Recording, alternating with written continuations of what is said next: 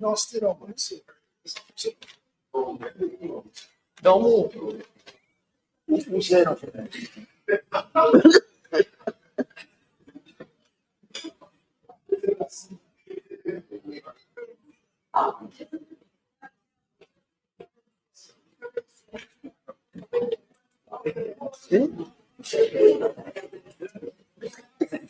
Always.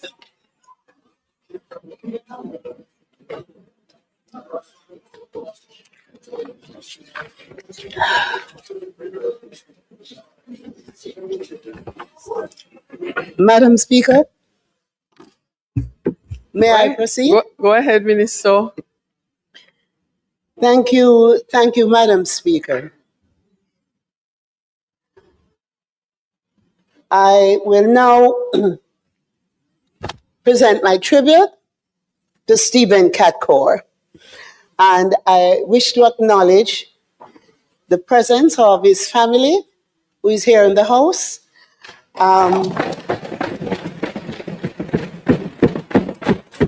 Son Shia, son Stephen, and their aunt Carol Core. If you could just stand to be recognized.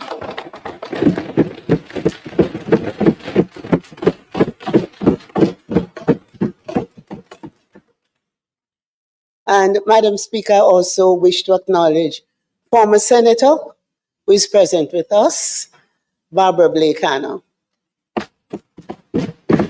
I should say Sister Makeda. Madam Speaker, he was 12 or 13 years old when he formed his first band in Barbican called the Alley Cats. At that time, and a bit on the heavy side, they nicknamed him Fat Cat. In his own words, he lost the fat and just became Cat, the name by which we lovingly called him for the rest of his life. Stephen Catcore, the son of a music teacher and a former deputy prime minister, rose to become one of our nation's great reggae ambassadors.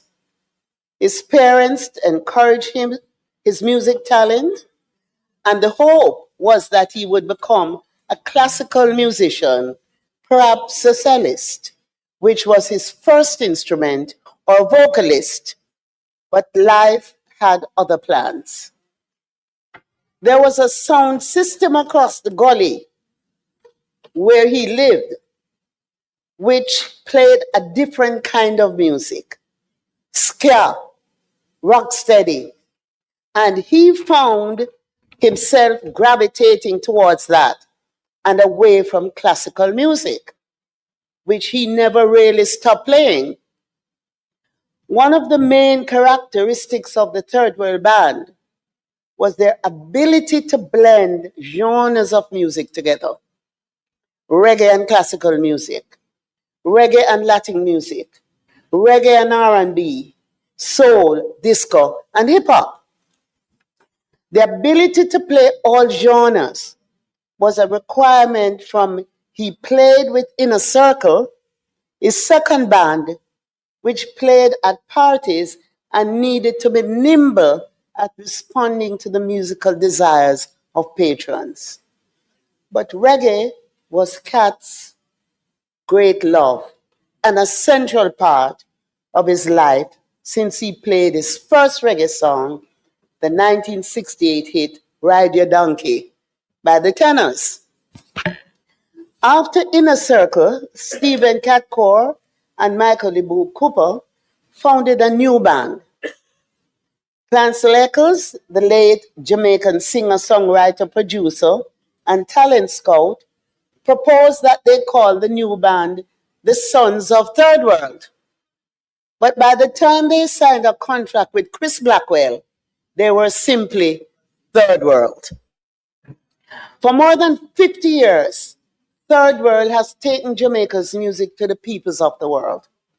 The longevity of the band has been attributed to the quality of its leadership as well as to the quality of its music, with Catcore playing a critical role in both regards. Cat leaves a catalogue of hits that have helped to broaden reggae's appeal and attract new audiences. For him, reggae was not only rebel music, but an art form to express every human emotion and condition: happiness, peace, joy, love, and I could go on. Now that we found love, committed, sense of purpose, 96 degrees in the shade, tried your love, reggae party, reggae ambassador, forbidden love, and I could go on and on and on. They're all great tracks that have stood and will continue to stand the test of time. There are many anecdotes about Cat, even the time when he was with Inner Circle. And Roger of Inner Circle sometimes shared with me a lot of the experiences, even when as a band under Mr. Seaga as the Minister of Culture, they backed the festival song performers, the festival song performers in the festival song competitions. And some of the stories hilarious, I can't tell you here. And I recall when Bob Marley passed and we were doing a tribute at the Reggae Sunsplash event. We were doing a tribute to Bob. And before the tribute, I was in New York and I got a call that Stevie Wonder was in Jamaica. His management, nobody knew he was coming to Jamaica, and they needed me to fly back to assist him with getting security and getting some money and all of that. And when I came back, I said to Stevie, you know, arrangements were being made for you to come to Jamaica and perform, and for Earth, Wind and Fire to perform, but it turned out, although you're all going to perform for free, it would cost more just bringing the equipment. Those days, we didn't have the equipment in Jamaica. I said, but Stevie, if you could come back for the tribute to Bob at Reggae Sunsplash, and if you feel like it, you go on stage and jam with Third World. And he said, okay, I'll come back for the event. And I got to the phone and I called Kat and I called Willie Stewart. And I said, call Stevie Wonder and tell him you'd be happy if he would come and jam with you. Well, the rest is history. Stevie Wonder came back for the tribute to Bob Marley. He went on stage and he jammed with Third World. And that became the relationship between Third World and Stevie Wonder. And out of that, you know the song. So, Cat was recognized by the government of Jamaica with the Order of Distinction for his contribution to Jamaican music. And I want to use the opportunity to express condolences to his family, to his children who are here, and to the members of Third World.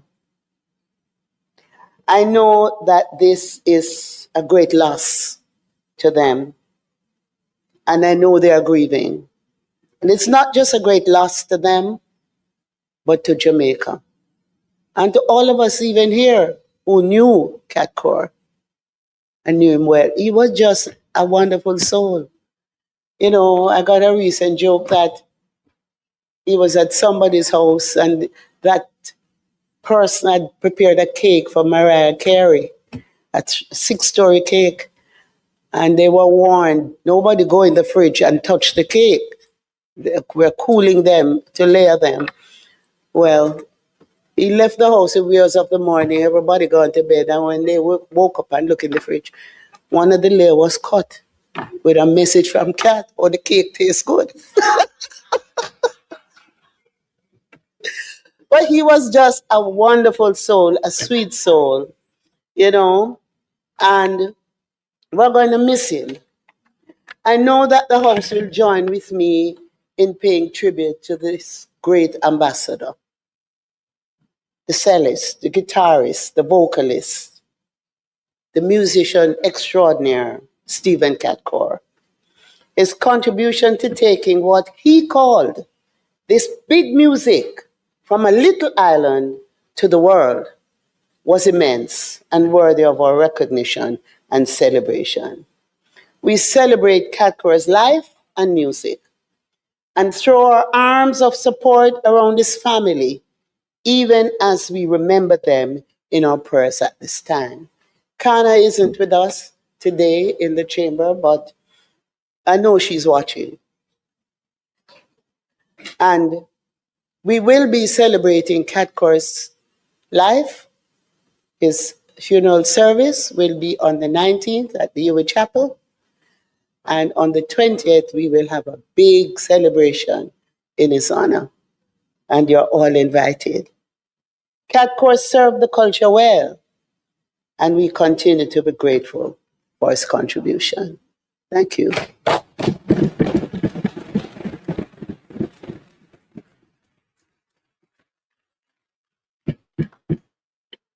Thanks, Minister. Leader of the Opposition. Thank you, Madam Speaker. Madam Speaker, I want to thank the Minister for her contribution, her tribute to Stephen Catcore, well researched and very appropriate.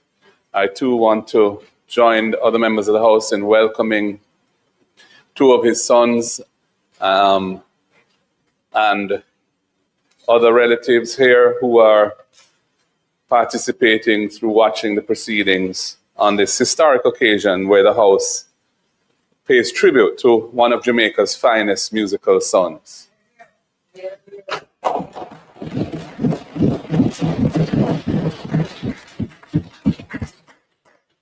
Madam Speaker, we on this side have an additional connection in the sense that his father, Honorable David Corr, is a former chairman of the People's National Party, former member of parliament, former minister of finance, and deputy prime minister, as has been said. And I want in that context to also convey our condolences formally in this setting to the family of Catcore. Catcore was a consummate musician, a very versatile musician. He was best known, of course, as a lead guitarist, but he was also a virtuoso on the cello. I've seen a recording of him playing Nasom Dorma with A.J. Brown singing that famous Italian song, which was a theme song for the Italia 90 World Cup. But he was also a great songwriter and was responsible for either individually or collaboratively penning and writing numerous songs for Third World over the years, many of which became household hits.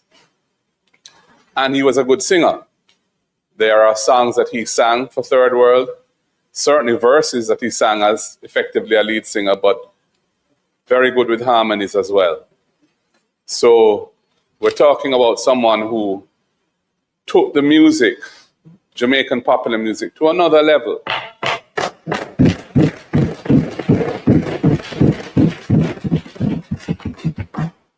And Third World was always very experimental. That was what was so exciting about them. You know, not only their music, and their music was always very experimental.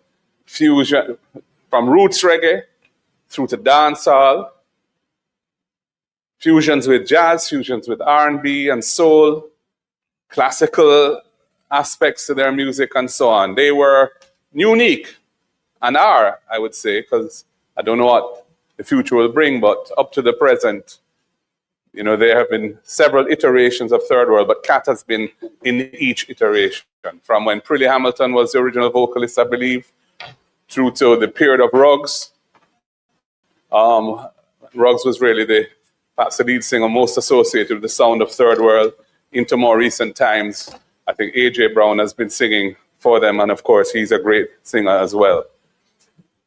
So that versatility was also combined with live performances that brought a new level of creativity to concert performances.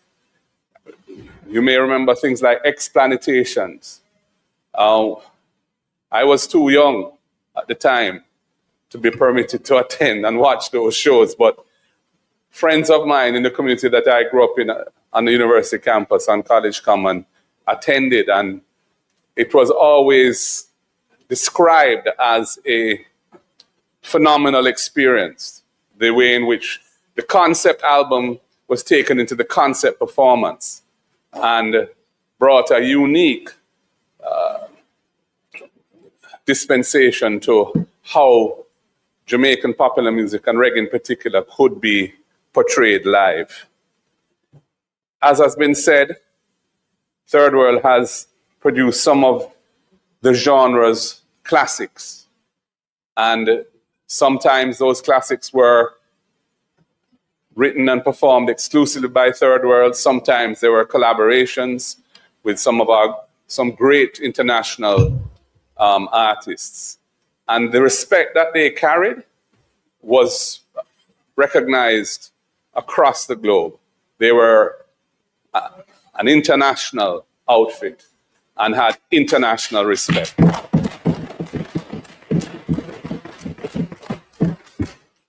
On a personal level, I knew Cat fairly well.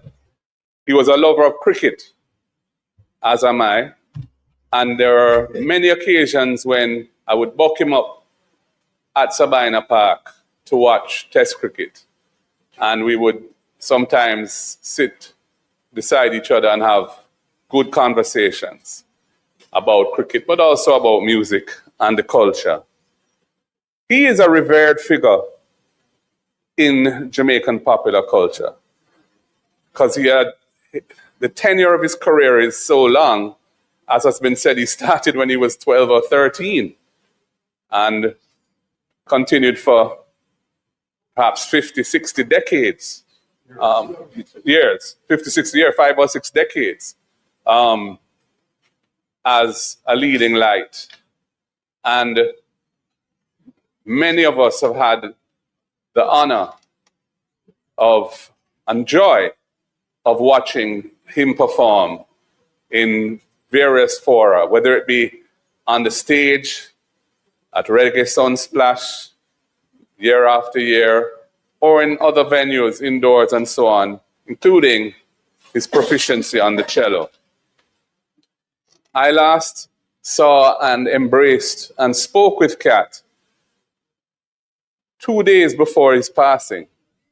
Yes, because I was at the funeral for one of our former members and senators, Wickham McNeil's mother, who was a former councillor too, I believe, of the QNN division. And Cat attended the funeral. And after, when we were leaving the church, it was at University Chapel, so the last time I saw him was there, he and I encountered and we had a brief but very pleasant chat saying we must get together and talk. That wasn't to be, but I feel very privileged that I had that final encounter with him, and it was such a pleasant sharing, albeit brief. So Jamaica has lost one of its great musicians, one of its great cultural ambassadors, and someone who any of us who knew him personally would feel we were very lucky to have had the opportunity to share those personal experiences with him. Condolences again to his family, his children, and all we can say, may his soul rest in peace What good, my brethren.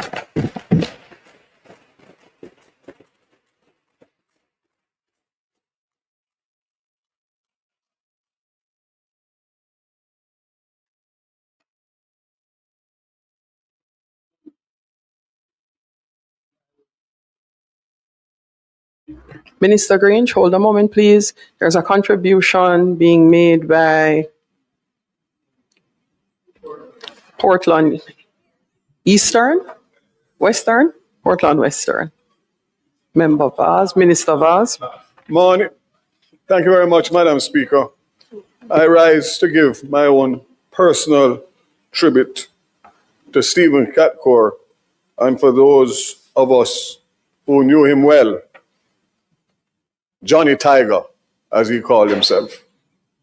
My relationship with him developed in 1976 at the tender age of 13, so he was quite a few years older than I, when both our parents were in Parliament. My father for the first time in 76, and I think 72 or before was the late David Core. We met on several occasions, despite the fact that I was younger than him. We moved in pretty much the same circles in Upper St. Andrew. But more than that, I was privileged to play tennis at Vale Royal, which had a good tennis court at the time, while David Core was Minister of Finance. And we were able to use that court because I played tennis with another former Minister of Finance when he was Minister of Finance, and that would have been the late Eric Bell of blessed memory. So you can see my ties, despite the fact that I'm on this side. They go deep. They go deep. What struck me about Johnny Tiger was that he took a liking to me. Obviously, we used to talk when I went to play tennis there, but as a youngster, I'm just being so much older, I think 69, so maybe 7 years older than I was. I was a youth, as he would call it. But he became a protector during those tense political times, that 76 to 80, when things were like out of control. He never ever saw me out and never checked on me. He never saw me out and didn't ask me if I was okay. And the most important thing is that he was not into the politics. He was into music. So despite the fact that he had a tradition in politics, music was his thing. But it goes further than that, Madam Speaker, because I knew his two brothers of blessed memory very well, Ivan and Michael. In recent years, prior to his passing, Ivan did a lot of work for me in Portland through member Julian Robinson. Met him at a USF handing over, that was 2007 to 11 when I was first minister. And he introduced me to him and we hit it off. And he came to Portland and spent many months working on upliftment of the youths there, trying to guide them and to help them. So it goes far and wide, Madam Speaker. But it is generational for me because my father and his father were in Parliament, civil and friends. Myself, Johnny Tiger and his two brothers. And now my kids, some of them went to school with some of Kat's kids who are here, Stephen in particular, Shia. And that relationship has continued despite the fact that we came from two different sides of the political divide. And I think that's the most important lesson that I'm trying to leave here this evening in his memory. The fact that we can serve our country in different dispositions, but we must always remember at the same time that it is one Jamaica and we're all Jamaicans. Just like the member, leader of the opposition, I was at that funeral at the late Valerie McNeil's, whose son is a former parliamentarian thanks to, oh, she's not here. He's no longer in the House, but he still was a long-serving parliamentarian. His son happens to be my godson. Again, just showing you how I see Member Campbell looking at me, smiling. I'm giving you a lesson today, son.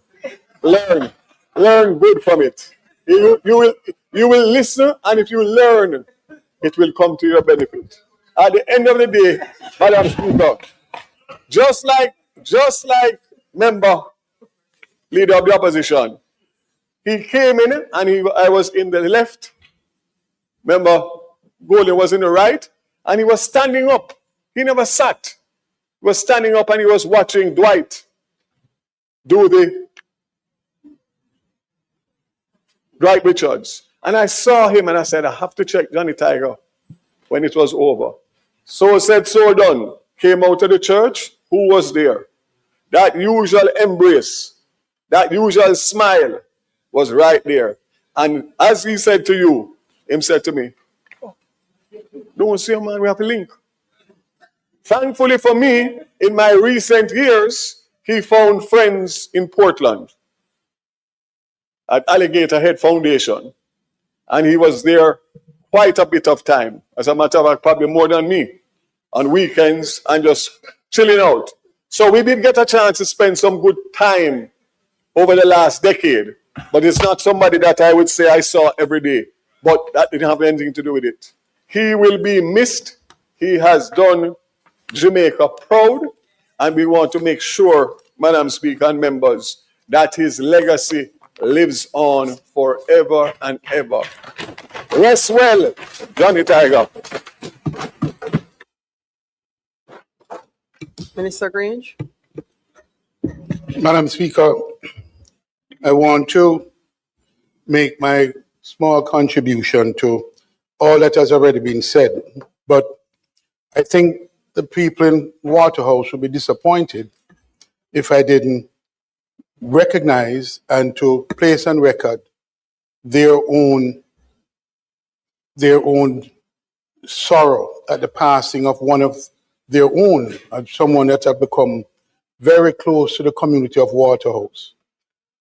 It is unlikely, Madam Speaker, that anyone of this generation and the depth of music, either Cat Core or Sly Dunbar, would have been so steeped in the music and not have been in and around the Waterhouse community in one way or the other, because Waterhouse, like Trenchtown, are the meccas of culture and music in Jamaica. Waterhouse, Trenchtown, the mecca of music in Jamaica. So, Madam Speaker, Sly Dunbar, as I'm advised by persons from the community who grew up in the community of Waterhouse, lived on what is now Ellistor Avenue, Old Station Road in Waterhouse, which is really on the border of Western St. Andrew and West Central St. Andrew.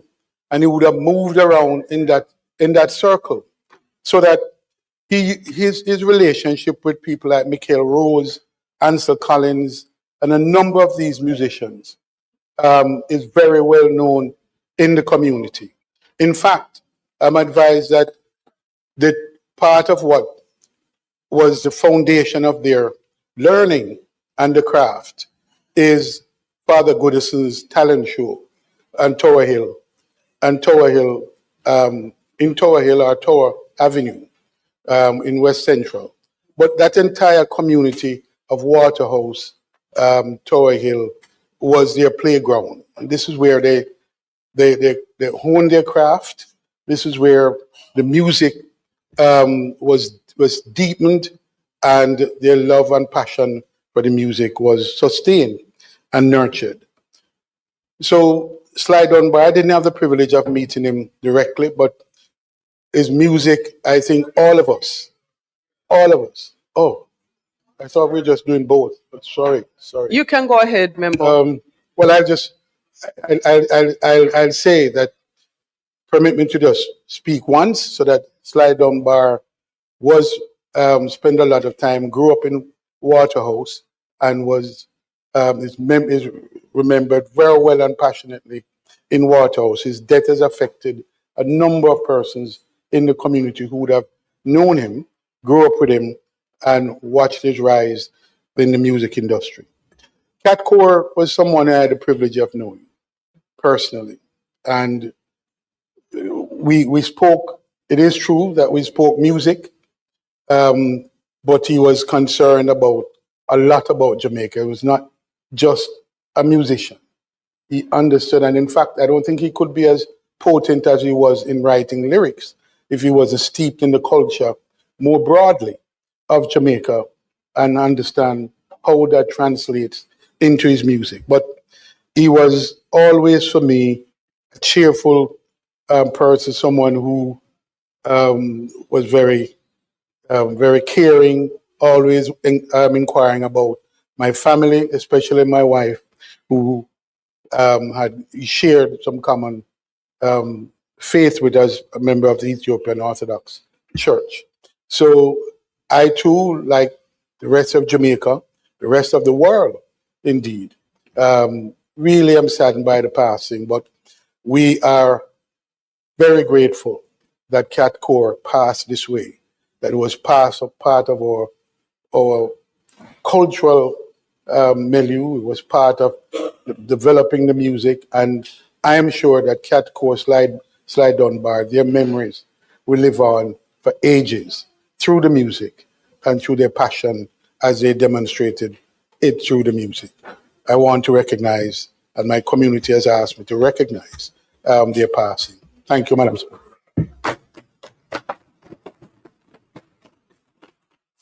Thanks, Minister Green. Thank you, Madam Speaker. We will now pay tribute to Sly Dunbar, but I just got a quick note from someone who signed Third World in 1988. And the note says, in 1988, Third World was set to sign with Warner Brothers. In the 23rd hour, I countered with a better offer from Polygram Records, now Universal Records. We released the first single, Reggae Ambassador, in 1989, followed by the genre-bending song Forbidden Love, featuring rapper Daddy-O. It was the first time this combination was done on a major release. Initially, the song was only played in the clubs because Black Radio at the time would not play rap records. So I did an edit without the rap, and radio success was achieved. I was honored to stand with the group's efforts to support the victims of Hurricane Gilbert in 1988. I produced a fundraiser at Brooklyn Manhattan Community College, bringing awareness and much-needed supplies and funds. Third World was one of the most musically astute bands I've ever worked with. Ibu, a master singer and keyboard player, Willie always holding it down on drums, Richie keeping the bottom steady, and of course the beautiful vocals of Bunny Roggs. But Cat Core's classical training shined so brightly when he put down his guitar and picked up his cello mid-show and took reggae to the symphony. Everyone was in awe every time they saw him perform. He was always so respectful of Miss Scott and took the time to explain the science of reggae music to me. But more so, Cat Core was very simply so kind to me. I will always carry him and the times I was blessed to be in his presence very tightly in my heart. I hope he tells Ibu and Bonnie how much I love them as well. And this is a message from Vivian Scott Chu, who was vice president of the record company and who signed Third World, and then eventually signed Shabarangs, Patra, and a number of other artists to Universal Records and Epic. And she asked me, I wanted just for the history to say what it was working with Third World. And now would like to pay tribute to Sly Dunbar, the drummer, teamed with Robbie Shakespeare, the bassist, and they became one of the most respected and prolific session duos in the world. Together, they were Sly and Robbie, the Rhythm Twins. It's hard to speak about one without mentioning the other. They were both geniuses and quite accomplished. Robbie died in 2021. Just a few days ago, Sly passed away after a period of illness, marking a great loss for Jamaica and the music world. Lowell Fillmore Sly Dunbar was an extraordinary drummer, one of the best the world has ever seen.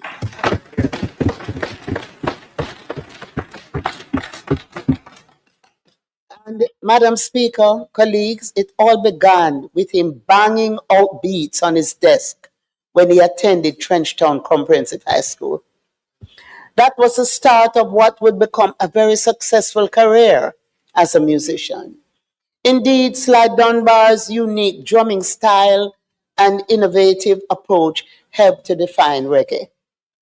Sly and Robbie co-founded the Taxi Records label and produced some of the best Jamaican music. They appeared on many records and backed nearly every reggae artist of note, including Gregory Isaacs, Bunny Wailer, Peter Tosh, Black Uhuru, Jimmy Cliff, Cynthia Richards, John Holt, Beanie Man, Shaka Demus and Pliers, Omi, and so many others. And I certainly had a great experience working closely with them when I managed Jimmy Riley, and they worked closely with Jimmy Riley in producing all his music. Sly and Robbie were also sought after by international artists, including Grace Jones, Gwen Guthrie, No Doubt, Bob Dylan, the Rolling Stones, the Fugees, Herbie Hancock, Simply Red, and so many others. Sly was a truly gifted and remarkable musician and producer whose passing is a great loss for the music. But what was the most beautiful thing about Sly Dunbar was his humility. I've never seen a musician who has achieved so much to have been so humble.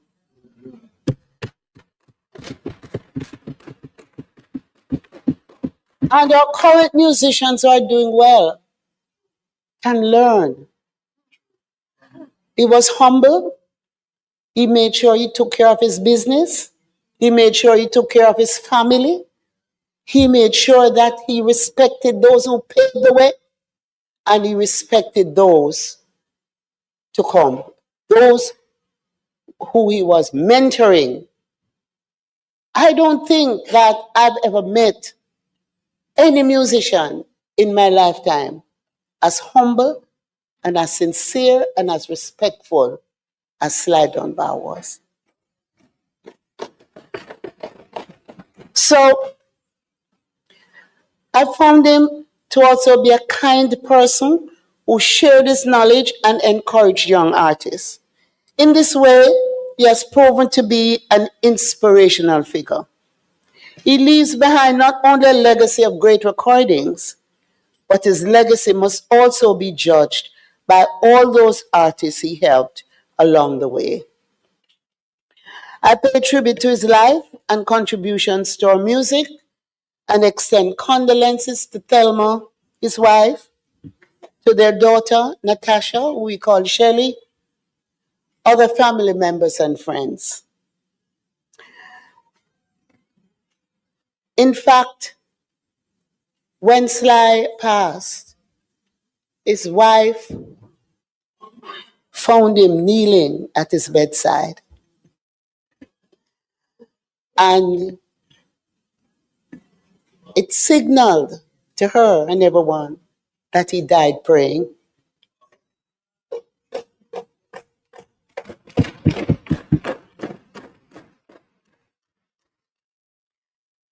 So today, I pay tribute to Sly and recognize the legacy that he has left. We are sad at his passing, but we will remember the memories and the music. Today marks 9 days since his passing. So tonight, you know, in Jamaica, the 9-night is the thing. You must have a 9-night event. And so tonight is the 9-night at Ranny Williams. And you're all invited. It will be a musical tribute by the industry to Sly Dunbar. It will be from 6 to 11 p.m. And the usual 9-night food and the usual 9-night music will be there. And you're all invited. We are discussing plans for Sly's Thanksgiving service to be held at the Holy Trinity Cathedral. And the date of the Thanksgiving service and the date of his viewing will be announced in a couple of days. So I just want to close by saying that we are losing our greats, many of our greats. We're losing our pioneers. And as minister, as much as possible, I will ensure that we honor them while they're with us. There's a saying, don't send me flowers when I'm gone. And during Reggae Month, we will be honoring a number of our stalwarts and our pioneers, including Ken Booth, for example, who is suffering from Parkinson's disease, but his voice is still great. At the Reggae Gold Awards on the 27th, we will have a number of artists who will be singing Ken Booth songs and paying tribute to Ken Booth. And Ken called me and he says, so you're not putting me on the show? I said, when they all sing your songs, if you feel like it, you can go up and sing. He said, yes, we can still sing.